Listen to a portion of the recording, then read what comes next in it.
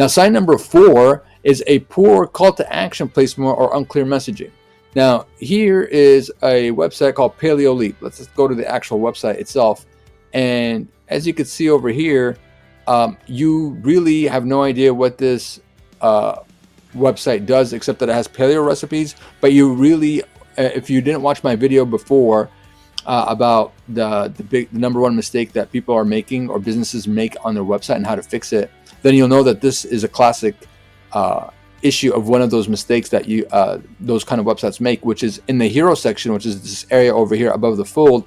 It doesn't talk about the transformation and about, hey, what is the website about and what is the benefit. And so if I was Paleo Leap, I would do something like, hey, lose 10 pounds in 30 days by following a paleo lifestyle. And then the button could be get free recipes. All right, very clear. You understand the benefit and the transformation that you get from being here. So you want to learn from them by checking your website. Hey, do you have a clear hero section that has a call to action placement and has clear messaging and that talks about the benefit? Super important.